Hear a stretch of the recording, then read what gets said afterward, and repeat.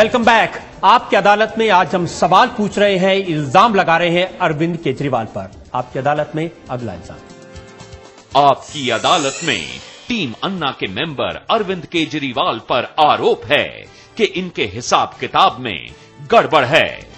अरविंद जी, ये इल्जाम बार बार लगा कि आंदोलन के लिए जो पैसा इकट्ठा हुआ वो आंदोलन के अकाउंट में न जाकर आपके एनजीओ के अकाउंट में गया। आंदोलन का कौन सा अकाउंट है? खोलना चाहिए था ना अकाउंट। एक साल पहले 25 अक्टूबर के आसपास इंडिया अगेंस्ट करप्शन नाम से इस आंदोलन का जन्म हुआ था। पब्लिक कॉज रिसर्च फाउंडेशन, जो कि ट्रस्ट, जो मैग्सेसे अवार्ड मुझे मिला था, वो सारा पैसा इसमें डोनेट करके इस ट्रस्ट को शुरू किया गया था। इस ट्रस्ट ने इसको स्टार्ट किया था, तो तब से पब्लिक कॉज रिसर्च फाउंडेशन इसके ट्रस्टी का काम कर रहा है, इसके सेक्रेटेरिएट का काम कर रहा है। तो सारा जो डोनेशंस आते हैं वो पीसीआरएफ के नाम से आते हैं, जो खर्चा होता है वो पीसीआरएफ करता है। मैं आपको ये बता दूं, ये कुछ लोगों ने इल्जाम लगाए हैं। जब ये इल्जाम लगे थे, रामलीला मैदान में हमारा 12 दिन आंदोलन चला। उन 12 दिन में से हमने केवल 6 दिन चंदा इकट्ठा किया। उसके बाद 6 दिन हमने वो टेंट बंद कर दिया। हमने कहा और चंदे की हमें जरूरत नहीं है। हमने ऑनलाइन डोनेशंस बंद कर दिए। हमने तो बहुत सारे लोगों ने फेसबुक के ऊपर लिखा और हमें आके बोला कि पहली बार हम ऐसा आंदोलन देख रहे हैं जो कह रहे हैं हमें पैसे की जरूरत नहीं है, बहुत पैसा मिल गया। तो ये गलत किस्म के इल्जाम लगाए जा रहे हैं। सबको जिसने हमें चंदा दिया उसको ये पता था वो पीसीआरएफ के नाम से दे रहा है। लेकिन इसी वजह से तो दिग्विजय सिंह को कहने का मौका मिला। उन्होंने कहा न खाता न बही, जो अरविंद केजरीवाल के वही सही। फिर से दिग्विजय सिंह जी जो कहें उसके ऊपर कमेंट करने से कोई फायदा नहीं है। लेकिन बहुत सारे ऐसे लोग थे जिनका नाम नहीं था। किसमें? अननोन लोग थे चंदा देने वाले। ये मैं क्लैरिफाई कर दूं, अननोन का क्या मतलब है? अननोन का मतलब है मेरा बैंक अकाउंट है, पीसीआरएफ का बैंक अकाउंट था। उस बैंक अकाउंट में जब ये आंदोलन बढ़ा तो लोगों के इमोशंस इतने ज्यादा जागे कि लोगों ने उस अकाउंट के अंदर अपने अकाउंट से इलेक्ट्रॉनिक ट्रांजैक्शन कर दिया। आप मान लीजिए अपने अकाउंट से इलेक्ट्रॉनिकली मेरे अकाउंट में, पीसीआरएफ के अकाउंट में पैसा ट्रांसफर कर दें। अब हमें उसके बैंक के अंदर एंट्री आती है रजत शर्मा, बस। हमें ये नहीं पता इनका एड्रेस क्या है, हमें ये नहीं पता इनका पैन नंबर क्या है, जो कि जरूरी होता है इनकम टैक्स एक्ट के अंदर। तो ऐसे सब जितनी एंट्रीज थी उनको हमने बैंक को बोला कि इसको आप एंट्री को रिवर्स कर दीजिए और उसी बैंक अकाउंट में वापस भेज दीजिए। तो यही तो दिग्विजय सिंह कह रहे हैं कि जो लोग के बारे में आपको पता नहीं है उनका पैसा वापस करने का काम तो कोई सुपर हीरो कर सकता है, जैसा रावण में शाहरुख खान करते हैं भाई। नहीं, आप समझे नहीं। आपके बैंक अकाउंट से हमारे पीसीआरएफ के बैंक अकाउंट में पैसा आया तो ये तो इलेक्ट्रॉनिक ट्रांजैक्शन है, इसको रिवर्स किया जा सकता है। तो दिग्विजय सिंह समझ गए हैं, वो लोगों को दिशा भूल करने की कोशिश कर रहे हैं। भाई आप समझ गए ना, या आप भी नहीं समझे? मैं तो समझ गया।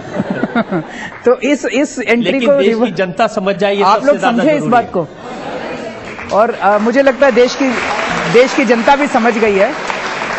दिग्विजय सिंह जी दिशा भूल करने की और मैं एक और चीज बता दूं, कानून के मुताबिक अननोन सोर्सेज से हम 5% टोटल पैसा ले सकते हैं एनोनिमस। बाकी पैसा अगर अननोन है तो उसके ऊपर हमें बस टैक्स देना पड़ता है। वो हम रख सकते थे 42 लाख रुपया हम रख सकते थे, उसके ऊपर 13 लाख रुपए का टैक्स देके। लेकिन हम सब लोगों ने ये डिसाइड किया कि हम इस पैसे को वापस करेंगे। जिसके बारे में हमें नेम, एड्रेस और पैन नंबर नहीं है उस पैसे को हम नहीं रखेंगे। जितनी अच्छी तरह से आपने ये समझाया, आप ये भी समझा दीजिए कि किरण बेदी ने लोगों से पैसा लिया, बिजनेस क्लास का, ट्रेवल किया इकोनॉमी क्लास में, वो भी कंसेशन लेकर, और जो बचा हुआ पैसा था वो अपने एनजीओ में रख लिया। इसको मैं ये कहूंगा, ये she is not a personal beneficiary of this. उन्होंने किसी बड़ी एनजीओ या किसी बड़ी कंपनी से बिजनेस क्लास का पैसा लिया, वो इकोनॉमी क्लास में उन्होंने ट्रैवल किया, और जो पैसा बचा वो पैसा उस एनजीओ को डोनेट किया जो तिहाड़ के कैदियों के बच्चों के लिए काम करती है एनजीओ। मेरे को ये लगता है आप इसको ये तो कह सकते हैं, किसी ने कहा ये तो रॉबिन हुड वाली बात हो गई कि आप इससे पैसा लेके और गरीबों को दान दे दें। वो कह सकते हैं आप, ये टेक्निकल इरेगुलरिटी हो सकती है कि भाई उनको ये नहीं करना चाहिए था। अगर वो उनको करना ही था तो सीधे सीधे वहां से डोनेशन ले लेती। ये सब बातें हो सकती है, लेकिन उन्होंने अपने लिए उस पैसे को नहीं इस्तेमाल किया। वो पैसे को कहीं लेकिन मैं एक पूरा लेट मी कंप्लीट। वो अपने लिए उन्होंने इस्तेमाल नहीं किया। उसके बाद जब ये बात उठी तो उन्होंने ये ऐलान किया कि अगर किसी को भी ये लग रहा है जिसने मुझे पैसा दिया था, किसी को अगर ये लग रहा है कि मैंने उसके साथ गलत किया तो वो मुझे बता दे, मैं उसका पैसा लौटा दूंगी। उनके इतने सारे ट्रांजैक्शंस में केवल अभी तक एक आदमी ने कहा है कि मेरे को पैसा लौटा दीजिए, उसने लौटा दिया पैसा। लेकिन क्या लौटा देने से उनकी जो टेक्निकल गलती है वो ठीक हो जाएगी? क्या उनको पूरी तरह ईमानदार कह सकते हैं हम? बेईमानी नहीं है, मैंने कहा इट्स अ टेक्निकल इर्रेगुलरिटी। बेईमानी होती है जब आप गलती करके अपने पर्सनल बेनिफिट के लिए करते हैं। It's a technical irregularity, strictly speaking नहीं करना चाहिए था। वैसे तो ए राजा भी कह सकते हैं कि technical He is a personal beneficiary. ज्यादा पैसा हो गया, लेकिन he is a personal beneficiary, उसने खुद पैसा खाया, दैट इज करप्शन। वो टेक्निकल इरेगुलरिटी नहीं है, और जनता का पैसा था, जनता का पैसा खाया। ये ट्रांजैक्शन किरण बेदी और सामने वाले के बीच में थी। सामने वाले सारे कह रहे हैं हमें कोई दिक्कत नहीं। लेकिन आपसे अगर मैं ये पूछूं, क्या किरण बेदी को ऐसा करना चाहिए था? नहीं करना चाहिए। अब वो कह रही हैं, उनके ट्रस्टीज ने कहा है कि आगे से वो नहीं करेंगे ऐसा। लेकिन अन्ना हजारे ने कहा था कि वो जजेस की कमेटी बनाएंगे, अपनी सारी कोर कमेटी के मेंबर्स के ऊपर वो कर रहे हैं। वो प्रशांत भूषण कुछ जजेस से बात कर रहे हैं कि अगर, बिकॉज हमें ये शुरू में, उस टाइम ऐसा नहीं था, शुरू में ही शक था कि ये लोग हमारे ऊपर ऊट पटांग से भ्रष्टाचार के खिलाफ आरोप लगाएंगे, भ्रष्टाचार के आरोप लगाएंगे। तो तब ये डिसाइड हुआ था कि हमें एक ऐसी जजेस की, इंडिपेंडेंट जजेस की कमेटी बनानी चाहिए। इस तरह का कोई भी मुद्दा है उनके पास दे दो, ताकि एक ये हो कि एक इंडिपेंडेंट कमेटी है जिसने एग्जामिन कर लिया है। वो प्रशांत भूषण उस पर कर रहे हैं। तो अब जनता को यह विश्वास दिला दें कि एक ऐसी जजेस की कमेटी बनेगी, जो भी इल्जाम आप पर, आपकी टीम पर लगेंगे, उसकी जांच वो जजेस की कमेटी वो एग्जामिन करेंगे जरूर। हालांकि वो भी कोई लीगल नहीं है, but it is just a confidence building measure. लेकिन कम से कम नैतिक तौर पर आपकी जिम्मेदारी होगी। बिल्कुल। आप भ्रष्टाचार के खिलाफ लड़ रहे हैं, आप पे इतने अटैक हो रहे हैं, तो आप क्यों चुप हैं? मैं तो चुप नहीं हूँ। वो कहते हैं ज्यादा बोलते हैं, इररिस्पॉन्सिबल स्टेटमेंट्स करते हैं। नहीं सर, अगर आप लड़ेंगे तो हम लोगों को प्रेरणा मिलेगी ना। हम तो लड़ रहे हैं, डटे हुए हैं, अंत तक लड़ेंगे, छोड़ने वाले नहीं है। ये लोग जितने मर्जी इल्जाम लगाते रहे, हम छोड़ने वाले नहीं है, क्योंकि ये सारे इल्जाम झूठे हैं। और एक बार जस्टिस संतोष हेगड़े ने बहुत अच्छा कहा था कि ये कह रहे हैं आपकी कमीज गंदी है, आपकी कमीज गंदी है। वो कहते हैं हमारी कमीज गंदी नहीं, आप बाहर से कीचड़ फेंक रहे हो और फिर कह रहे हो देखो कमीज गंदी है। तो ये कीचड़ हमारे ऊपर फेंकते रहेंगे, हम उनका सामना करेंगे, डट के मुकाबला करेंगे, और हम हटने वाले नहीं है। और सर धीरे धीरे आपकी टीम टूटती जा रही है, तो आप क्या इसके पीछे क्या कांग्रेस को ही हमारी जिम्मेदार टीम नहीं ठहराएंगे? टूट रही, आप सारे हमारी टीम है। ये 25 लोग इस आंदोलन को नहीं चला रहे, 120 करोड़ लोगों का आंदोलन है जिसके नेता अन्ना हजारे हैं। ये कोर कमेटी तो केवल अन्ना हजारे को सपोर्ट करने के लिए है। इसमें कुछ लोग आएंगे, कुछ लोग जाएंगे, वो आते जाते रहेंगे, इसकी आप चिंता मत कीजिए। कोर कमेटी में 2 लोग चले गए, 2 लोग आ गए, उससे आंदोलन के ऊपर रत्ती भर भी फर्क नहीं पड़ने वाला। लेकिन जो लोग कोर कमेटी में थे, आपके साथ काम कर रहे थे, वो चले जाएं, इसका कोई ना कोई एक्सप्लेनेशन तो होना चाहिए। वो तो वही बताएंगे वो क्यों जा रहे हैं। मैं क्या बताऊं, हम तो बहुत अच्छा होता नहीं जाते। वो तो ये कह रहे हैं कि अरविंद केजरीवाल की वजह से जा रहे हैं, इन्होंने हमें ये हाथ नहीं रखने देते आंदोलन पे किसी को। नहीं, ऐसा नहीं है।